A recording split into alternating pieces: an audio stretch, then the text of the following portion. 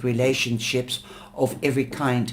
Now, Gemini has never been described as patient or protection, but they are persistent and they will protect. But patience is not an aspect, a good aspect of the Gemini. So this is the first time that we have been called patience.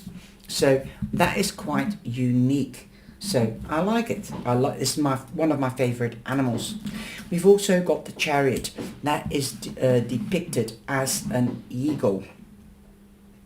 The harpy eagle proudly surveys the world around it from time its perch. Harpy eagle are deadly and commanding creatures, so she must have done the research on each animal. So yes, I do love it, but I don't see an eagle steering a chariot. Again, you've got the triple moon goddess sign here. It does represent Cancer, and Cancer is a water sign. So yes, again, it will relate to Cancer. Also, the eagle does represent victory. Also in the new Greek and Roman mythology. So yes, the eagle does represent victory, and the chariot does as well. So I can relate to that. The owl, for instance, that is the horned owl. The owl in general is considered getting the right perspective, being sharp on vision, and also wise. So I think I can understand that one. That's quite easy. Also, we have the hermit.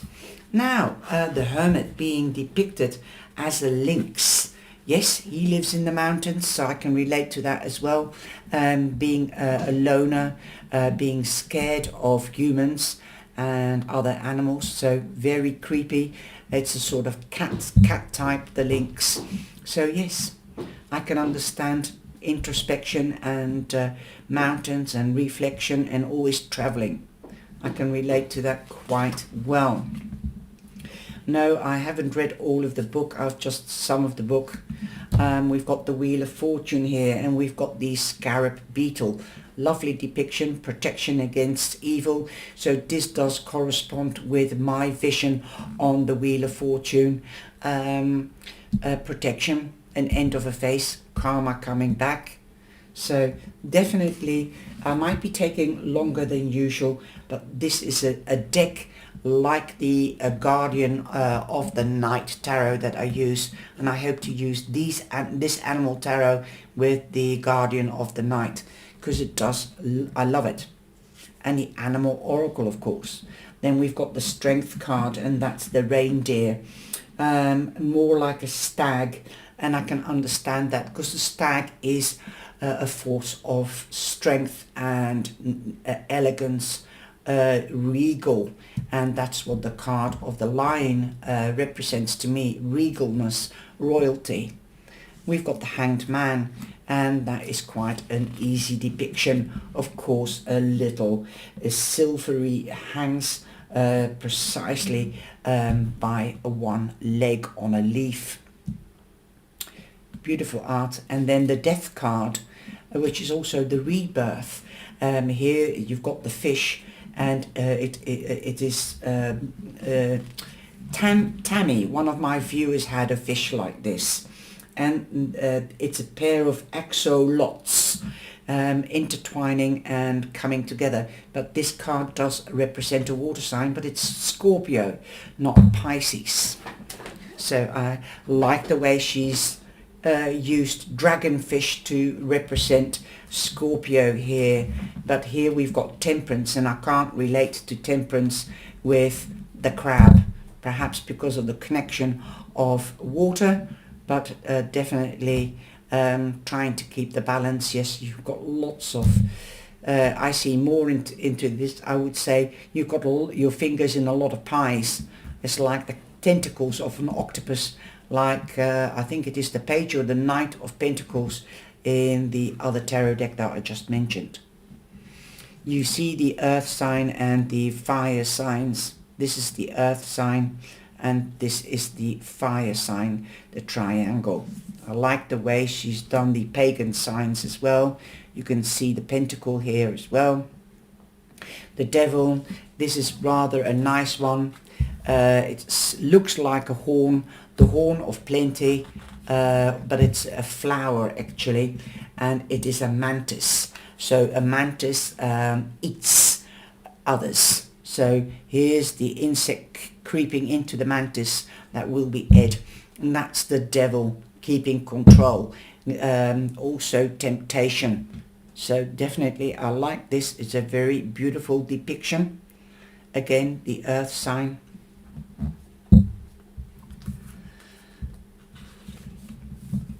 This is the mantis. Sorry, the mantis. It going into the flower. But just a praying mantis climbs the curve of a pitcher plant towards supposed safety, escaping the raging flames, but edging closer to the temptation or the tempting but dangerous mouth of the pitcher plant. So I love it. You can see the flames of hell where the devil lives, or supposed to.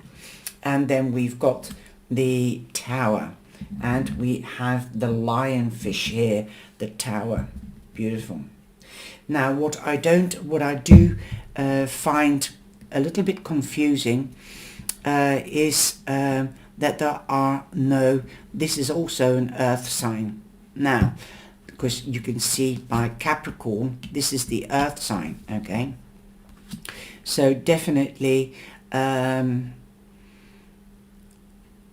tower, earth sign.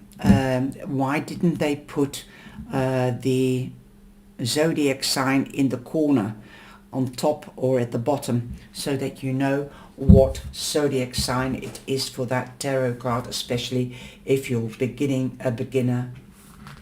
Definitely. And then we've got the star, and we've got the jellyfish as the star. Here it is depicted again with a star or a compass, so it is much clearer. Then we've got the moon. And then we've got the rabbit that dances through the night sky upon the crescent spring of Belladonna under the moon's watchful eye. I like the way he's made a stream right up to where he is at. And then we've got the sun.